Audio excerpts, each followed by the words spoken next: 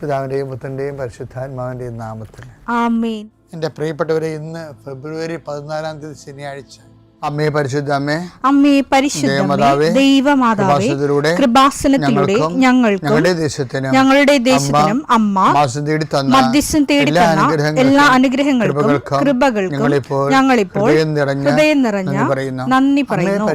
അമ്മേ പരിശുദ്ധമേ, ദൈവമാതാവേ, 2004 ഡിസംബർ 7 ഉച്ചകഴിഞ്ഞ് 2:30 കൃപാസനത്തിൽ സംഭവിച്ച അമ്മയുടെ പ്രത്യക്ഷപ്പെടലിനെ കുറിച്ച് തിരുസഭയ്ക്ക് സമർപ്പിച്ചിരിക്കുന്ന പഠനരേഖകളുടെ മേൽ സഭാത്മകമായ പഠനം ആരംഭിക്കുവാൻ ഞങ്ങൾ പ്രാർത്ഥിക്കുന്നു.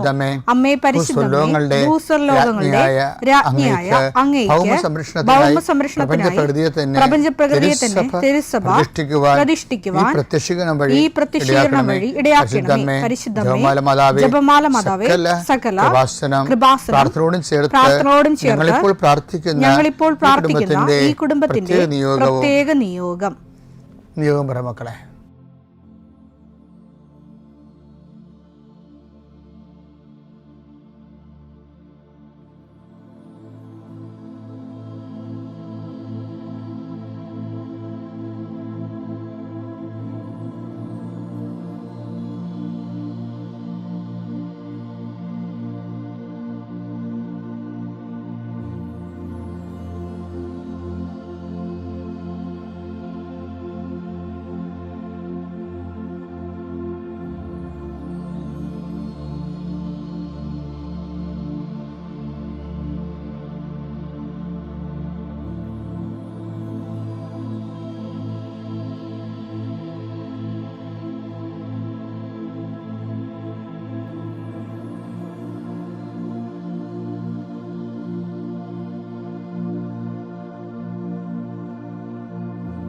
അമ്മയുടെ പ്രത്യക്ഷീകരണത്തിന്റെ ഈ അനുഗ്രഹവേളയിൽ ഞങ്ങൾക്ക് സാധിച്ചു തരുവാൻ കനിയണമേ. ആമേൻ. വിശ്വാസ പ്രമാണം. സർവശക്തനായ പിതാവും ആകാശത്തിന്റെയും ഭൂമിയുടെയും സൃഷ്ടാവുമായ ദൈവത്തിൽ ഞാൻ വിശ്വസിക്കുന്നു. അവിടുത്തെ ഏകപുത്രനും ഞങ്ങളുടെ കർത്താവുമായ ഈശോ മിശിഹായിലും ഞാൻ വിശ്വസിക്കുന്നു. ഈ പുത്രൻ പരിശുദ്ധാത്മാവിനാൽ ഗർഭസ്ഥനായി കന്യകാമറിയത്തിൽ നിന്ന് പിറന്ന് പൊന്തിയോസ് പീലാത്തോസിന്റെ കാലത്ത് പീഡകൾ സഹിച്ച് കുരിശിൽ തറയ്ക്കപ്പെട്ട് മരിച്ച് അടക്കപ്പെട്ട് പാതാളങ്ങളിൽ ഇറങ്ങി മരിച്ചവരുടെ ഇടയിൽ നിന്ന് 3-ാം നാൾ ഉയർത്ത് സ്വർഗത്തിലേക്ക് എഴുന്നള്ളി സർവശക്തിയുള്ള പിതാവായ ദൈവത്തിന്റെ വലതുഭാഗത്തിരിക്കുന്നു. അവിടെ നിന്ന് ജീവിക്കുന്നവരെയും മരിച്ചവരെയും വിധിക്കുവാൻ വരുമെന്നും ഞാൻ വിശ്വസിക്കുന്നു. പരിശുദ്ധാത്മാവിലും ഞാൻ വിശ്വസിക്കുന്നു. വിശുദ്ധ കത്തോലിക്കാ സഭയിലും പുണ്യവാന്മാരുടെ ഐക്യത്തിലും പാപങ്ങളുടെ മോചനത്തിലും ശരീരത്തിന്റെ ഉയർപ്പിലും നിത്യമായ ജീവിതത്തിലും ഞാൻ വിശ്വസിക്കുന്നു. ആമേൻ. സുഖസ്ഥനായ ഞങ്ങളുടെ പിതാവേ, അങ്ങയുടെ നാമം പൂജിതമാകണമേ. അങ്ങയുടെ രാജ്യം വരണമേ. അങ്ങയുടെ തിരുമനസ് സ്വർഗത്തിലെ പോലെ ഭൂമിയിലും ആകണമേ. അന്നു വേണ്ടുന്ന ആഹാരം ഇന്ന് ഞങ്ങൾക്ക് തരണമേ. ഞങ്ങളോട് തെറ്റ് ചെയ്യുന്നവരോട് ഞങ്ങൾ ക്ഷമിക്കുന്നത് പോലെ ഞങ്ങളുടെ തെറ്റുകൾ ഞങ്ങളോടും ക്ഷമിക്കണമേ. ഞങ്ങളെ പ്രലോഭനത്തിൽ ഉൾപ്പെടുത്തരുതേ, തിന്മയിൽ ഞങ്ങൾ രക്ഷിക്കണമേ. ആമേൻ. നന്മ നിറഞ്ഞ മറിയമേ, സ്വസ്തി. കർത്താവ് അങ്ങയുടെ കൂടെ സ്ത്രീകളിൽ അങ്ങ് അനുഗ്രഹിക്കപ്പെട്ടവളാകുന്നു. അങ്ങയുടെ ഉദരത്തിൻ ഫലമായി ഈശോ അനുഗ്രഹിക്കപ്പെട്ടവനാകുന്നു. പരിശുദ്ധ മറിയമേ, തമ്പുരാന്റെ അമ്മേ, പാപികളായ ഞങ്ങൾക്ക് വേണ്ടി ഇപ്പോഴും ഞങ്ങളുടെ മരണസമയത്തും തമ്പുരാനോട് അപേക്ഷിക്കണമേ. ആമേൻ. കർത്താവേ, നിന്റെ ഉന്നതമായ നാമത്തിന് സ്തോത്രം ചെയ്യുന്നു. കർത്താവേ, നിന്റെ വിശുദ്ധ പൗരോഹിത്യത്തെ മഹത്വപ്പെടുത്തണമേ. കർത്താവേ, സഭയിലുള്ള സാന്നിധ്യം പ്രകടമാക്കണമേ. 40 വർഷം അർപ്പിച്ച കുർബാനയുടെ യോഗ്യതയാൽ കൃപാസ്ഥാനത്താരെ ജീവനോടെ പ്രത്യക്ഷപ്പെട്ട പരിശുദ്ധ അമ്മയുടെ പ്രത്യക്ഷീകരണ സ്ഥിരീകരണത്തിനായി ഇന്ന് കൃപാസ്ഥാനത്താരെ നടക്കുന്ന 10,000-കണക്കിന് മനുഷ്യരുടെ പ്രാർത്ഥനയോട് കൂടെ ദൈവവേദലെ ഞാൻ നിന്നെ ഈശോനാമത്തിൽ ആസ്വദിക്കുന്നു. മാതാവിൻ്റെ പ്രത്യക്ഷീകരണത്തിൽ ഇന്ന് വരെ നടന്നിട്ടുള്ള എല്ലാ അനുഭവ സാക്ഷികളുടെയും സാക്ഷ്യങ്ങൾ നിനക്കും ഈ നിമിഷം നിൻ്റെ ഏറ്റവും വലിയ സങ്കടകരമായ അവസ്ഥകളെ അതിജീവിക്കാൻ ദൈവം നിന്നെ സഹായിക്കട്ടെ എന്ന് പ്രാർത്ഥിക്കുന്നു. നീ ഭയപ്പെടുന്ന വ്യക്തികൾ, നീ സങ്കടപ്പെടുന്ന കാര്യങ്ങൾ, നീ എന്ത് ചെയ്യും,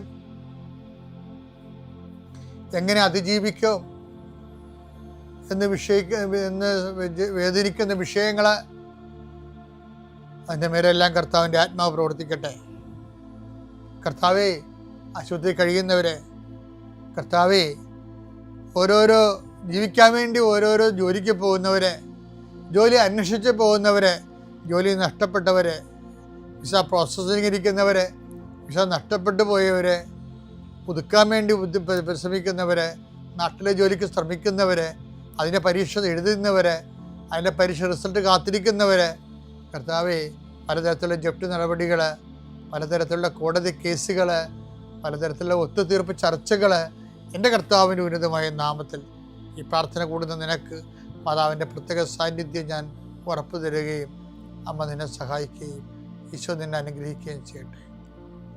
എൻ്റെ പ്രിയപ്പെട്ടവരെ, കഴിഞ്ഞ ദിവസങ്ങളിലൊക്കെ നമ്മൾ കണ്ടത് വിശ്വാസത്തിന് അതിൻ്റെ ഡിഗ്രി അനുസരിച്ചുകൊണ്ട്, ഇപ്പം കർത്താവ് പറഞ്ഞില്ലേ, ഞങ്ങളുടെ വിശ്വാസത്തെ വർദ്ധിപ്പിക്കണമെന്ന് പറഞ്ഞില്ലേ, വിശ്വാസത്തെ വർദ്ധിപ്പിക്കണമേ.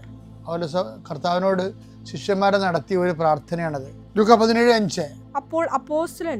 അപ്പോൾ അപ്പോസ്തലന്മാർ കർത്താവിനോട് പറഞ്ഞു, ഞങ്ങളുടെ വിശ്വാസം വർദ്ധിപ്പിക്കണമേ. കർത്താവിനോട് ഈ അപ്പോസ്തലന്മാർ 2 കാര്യം ചോദിച്ചിട്ടുള്ളേ. ഒന്നെന്താണ്? ഞങ്ങളെ പ്രാർത്ഥിക്കാൻ പഠിപ്പിക്കണമേ, അല്ലേ? പിന്നെന്താ? ഞങ്ങളുടെ വിശ്വാസം വർദ്ധിപ്പിക്കണമേ. ഇപ്പോൾ വിശ്വാസം വർദ്ധിപ്പിക്കണമേ എന്ന് ചോദിക്കുമ്പോൾ അപ്പോസ്തലന്മാർക്ക് മനസ്സിലായി, വിശ്വാസം നമ്മൾ കാണുന്ന പാരമ്പര്യ കേവല വിശ്വാസത്തെക്കാൾ ഉപരി അതിൻ്റെ ഓരോ ഘട്ടങ്ങളും വളർച്ചയിലേക്കാണത് പോയിക്കൊണ്ടിരിക്കണം എന്നറിയാം. അങ്ങനെയാണ് പറയുന്നത്, ഞങ്ങളുടെ വിശ്വാസം വർദ്ധിപ്പിക്കണമേ. അപ്പോൾ നമ്മൾ കഴിഞ്ഞ ദിവസം കണ്ടായിരുന്നു, 10 ദിവസമാണ് അങ്ങനെ കർത്താവിനോട് ചോദിച്ചത്. ഇതിന് 10 ദിവസം അവസാനം ആ വിശ്വാസത്തിൻ്റെ വർദ്ധിത രൂപങ്ങളെക്കുറിച്ച് വളരെ കുറഞ്ഞ കാലം കൊണ്ട് ശരിക്കും മനസ്സിലാക്കിയ ഒരാളാണ്. അതുകൊണ്ടാണ് നമ്മൾ കഴിഞ്ഞ ആഴ്ച കണ്ടത്. എന്താണ് 2 പത്രോസിൻ്റെ 1:5 പറഞ്ഞതില്ലേ? വിശ്വാസത്തെ സുഹൃതം കൊണ്ടും, സുഹൃതത്തെ ജ്ഞാനം കൊണ്ടും, ജ്ഞാനത്തെ ആത്മസംയമനം കൊണ്ടും, ആത്മസംയമനത്തെ ക്ഷമ കൊണ്ടും, ക്ഷമയെ സഹോദര സ്നേഹം കൊണ്ടും, സഹോദര സ്നേഹത്തെ ഉപവി കൊണ്ടും പൂർണ്ണമാക്കാൻ പറയും. അതാരാ പറഞ്ഞത്? വിശ്വാസം വർദ്ധിപ്പിക്കണമേ എന്ന് കർത്താവിനോട് 10 ദിവസം പണ്ട് ചോദിച്ചു. ആ 10 ദിവസത്തിൻ്റെ വിശ്വാസം പിന്നീട് വർദ്ധിച്ചിട്ട് പുതിയ വിശ്വാസത്തിൻ്റെ മുന്തിയ രൂപങ്ങളായി മാറുന്നത് 10 ദിവസം മനസ്സിലാക്കി. തൻ്റെ ജീവിതത്തിലൂടെയാണ് ഇതെല്ലാം 10 ദിവസം മനസ്സിലാക്കിയത്. അപ്പം നിങ്ങൾക്ക് സഹോദര സ്നേഹം ഉണ്ടെങ്കിൽ അതിൻ്റെ അർത്ഥം നിങ്ങൾക്ക് ഉപവി ഉണ്ടെങ്കിൽ, സഹോദര സ്നേഹത്തെക്കാൾ വലുതാണ് ഉപവി. RSV ബൈബിളിൽ, ഇപ്പം മലയാളം ബൈബിളിൽ ഉപവി എന്ന് എഴുതിയിട്ടുണ്ട്. ഈ സ്ഥലത്ത് RSV ബൈബിളിൽ എഴുതിയിരിക്കുന്നത് ലവ് എന്ന് മാത്രമാണ്. പക്ഷെ യഥാർത്ഥത്തിൽ എന്താണത്? ഈ വിശ്വാസത്തിൻ്റെ അവസാന രൂപമാണത്. അത് ലവ് അല്ല ശരിക്കും പറഞ്ഞാൽ. ആ ലവിനേക്കാൾ ഉപരി അത് ലവ് പരസ്പര സഹോദര സ്നേഹം മുകളിലുണ്ടല്ലോ, പിന്നെ ലവ് എന്ന് പറയേണ്ട കാര്യമില്ല. ആ ലവ് എന്ന് പറയേണ്ട ശരിക്കും വന്നിരിക്കുന്നത് ഉപവിയാണ്. ഉപവിക്കൊരു പ്രശ്നമുണ്ട്. എന്താണ് ഈ ഉപവി അവസാനം പറയണത്? ഉപവിയാണ് വിശ്വാസത്തിൻ്റെ ലാസ്റ്റ് രൂപം. നമ്മൾ ഉപവിയുടെ മലയാളമൊക്കെ തിരക്കി കഴിഞ്ഞാൽ ദാനം, അങ്ങനെയൊക്കെയുള്ള സമർപ്പണം, സ്നേഹം എന്നൊക്കെ ഉള്ളു. ശരിക്കും പറഞ്ഞ ഉപവി ഫലത്തിൽ ബൈബിൾ ശാസ്ത്രപരമായിട്ട് ഉപവി എന്ന് പറഞ്ഞാൽ എന്താണത്? എന്തുകൊണ്ടാണ് നമ്മൾ ഈ ഉപവിയെക്കുറിച്ച് സീരിയസ് ആയിട്ട് ചിന്തിക്കേണ്ട കാര്യം എന്ന് വെച്ചാൽ, ഈ വിശ്വാസം വർദ്ധിപ്പിക്കണമെന്ന് പറയുമ്പോൾ വർദ്ധിച്ച വിശ്വാസത്തിൻ്റെ ലാസ്റ്റ് ഭാഗമായിട്ട് കാണുന്നത് എന്താണ്? ഉപവിയാണ്. അതാണ് ഉപവി. നമ്മൾ പറഞ്ഞ അർത്ഥത്തിൽ ഒന്നും നിൽക്കണില്ല. എൻ്റെ കയ്യും തലയും പിന്നെ പുറത്ത് വരുന്നത് കാണാം. ഒതുങ്ങാത്ത സംഭവമാണ് ഉപവി. കാര്യം മലയാളത്തിന് വേറെ വാക്കില്ല. എന്താ സംഭവം? നിന്റെ ഇടത് കൈ ചെയ്യുന്നത് വലത് കൈ അറിയാതിരിക്കേണ്ട ദിശ പറയത്തില്ല. മത്തായി 6:3. നീ ധർമ്മദാനം ചെയ്യുമ്പോൾ അത് രഹസ്യമായിരിക്കേണ്ടതിന് നിന്റെ വലത് കൈ ചെയ്യുന്നത് ഇടതു കൈ അറിയാതിരിക്കട്ടെ. അതൊരു ഫിഗറേറ്റീവ് വർത്തമാനമാണ്. പക്ഷെ വലത് ചെയ്യുന്ന ഇടത് കൈ അറിയാതിരിക്കട്ടെ. അപ്പോൾ അതിനൊരു കാര്യമുണ്ട്. എന്താണ്? രഹസ്യത്തിൽ അറിയുന്ന പിതാവ്. 10:6-4 രഹസ്യങ്ങൾ അറിയുന്ന നിന്റെ പിതാവ് രഹസ്യങ്ങൾ അറിയുന്ന നിന്റെ പിതാവ് നിനക്ക് പ്രതിഫലം നൽകും. നിനക്ക് പ്രതിഫലം. ഉപവിയുടെ പ്രശ്നം എന്ന് പറയുന്നത് പ്രതിഫലം നാട്ടിൽ നിന്നോ വീട്ടിൽ നിന്നോ പേര്, സൽപ്പേര്, നല്ല പേര്, അല്ലെങ്കിൽ നമുക്ക് ആൾക്കാരുടെ സഹവർത്തിത്വം, മനുഷ്യനിൽ നിന്ന് വരുമാനങ്ങളൊന്നും ഇല്ലാത്ത സാധനമാണ് ഉപവി. പിന്നെന്താണ്? അത് രഹസ്യമാണ്. അത് ആരുടേതാണ്? അതുകൊണ്ടാണ് ഈശോ പറയണത്, ഞാൻ രോഗിയായിരുന്നു, നിങ്ങൾ എന്നെ സന്ദർശിച്ചു. അപ്പോൾ രോഗികളെ നമ്മുടെ ബന്ധുക്കൾ രോഗിയായിരുന്നു, നമ്മുടെ അപ്പൻ, അമ്മ, ഭർത്താവ്, ഭാര്യ, കുഞ്ഞുങ്ങളെല്ലാം രോഗികളായിരുന്നു വന്നാലും നമുക്കൊരു ബന്ധവുമില്ല, അഡ്രസ്സും ഇല്ല, അറിയാനും പാടില്ലാത്ത ആൾക്കാർ, അവരെയും നമ്മുടെ സ്നേഹത്തിൻ്റെ വലയത്തിൽ കൊണ്ടുവരണം. അതിനാണ് ഉപവി എന്ന് പറയുന്നത്. അവരെ ആരായിട്ട് കാണണം? അവരെ യേശുവായിട്ട് കാണണം. അതാണ് ഉപവി എന്ന് പറഞ്ഞാൽ അതിൻ്റെ രഹസ്യത്തിൽ അറിയുന്ന പിതാവ് നിനക്ക്. ഞാൻ ഒരു കാര്യം പറയട്ടെ, നിങ്ങളുടെ ഭർത്താവ് തന്നെ വിചാരിച്ചോ, ഭർത്താവ് നിങ്ങളുടെ ചെറുപ്പകാലത്തൊക്കെ ആശുപത്രി കിടക്കും, നിങ്ങളവിടെ സ്വറായും പറഞ്ഞിരിക്കും, അവസാനം ക്ഷീണം തീരുമ്പോൾ കാശും ബില്ലും കൊടുത്ത് പോരും.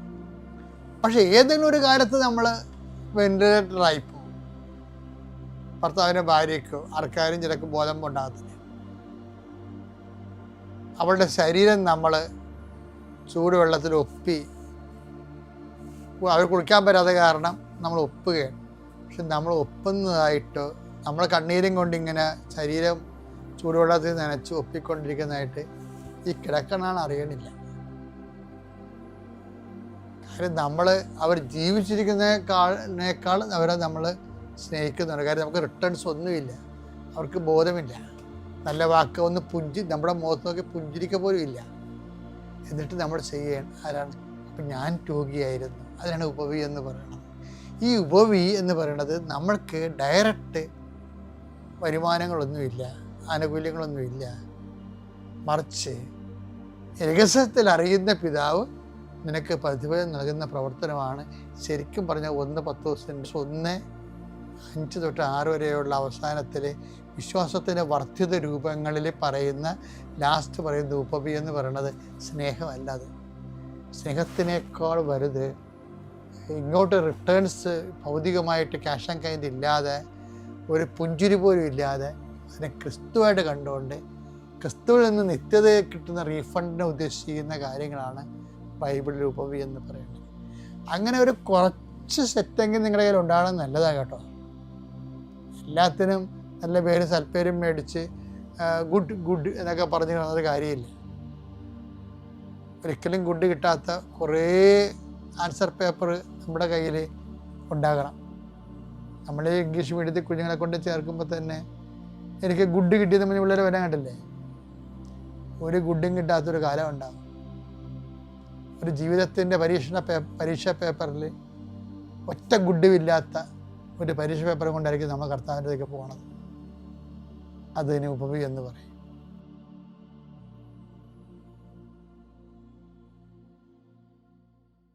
അത്യപൂർവ ദൈവാനുഭവങ്ങൾ ഇനി നിങ്ങൾക്കും സ്വന്തം. ഈ യൂട്യൂബ് ചാനൽ ഇതുവരെ സബ്സ്ക്രൈബ് ചെയ്തിട്ടില്ലെങ്കിൽ ഇപ്പോൾ തന്നെ സബ്സ്ക്രൈബ് ചെയ്യുക.